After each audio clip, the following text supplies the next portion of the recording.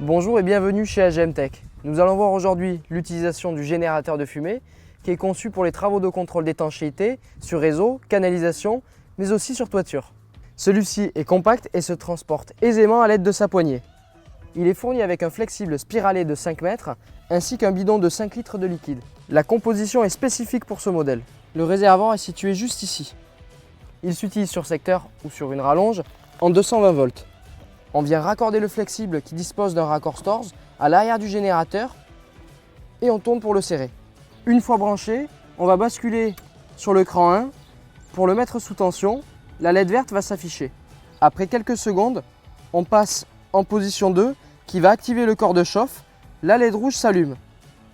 Durant l'étape de chauffe, on peut venir introduire au bout du flexible un des embouts qui sont en option.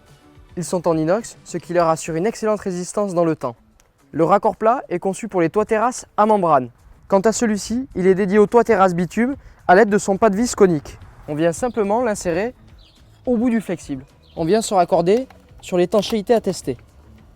Après environ 5 minutes, la LED rouge s'éteint, le corps de chauffe est optimal, on va pouvoir envoyer la fumée en basculant sur le cran 3. Le voyant orange indique alors la cadence de pompage du liquide. Il y a 2 potentiomètres. Celui de gauche va permettre de gérer le débit de ventilation. Il faut d'ailleurs toujours laisser un petit peu en charge lorsqu'on est en position 3. Et celui de droite permet de réguler l'épaisseur de la fumée. Une fois le processus terminé, il faut faire refroidir l'appareil en basculant sur le cran 2 durant 3 minutes. On bascule en position 1 et on fait de même en laissant refroidir encore 3 minutes. Les précautions d'utilisation sont les suivantes. Durant l'utilisation mais aussi le transport, il faut le maintenir droit.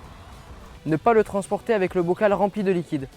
Le potentiomètre de réglage de la ventilation ne doit jamais être mis à zéro lors du fonctionnement de l'appareil.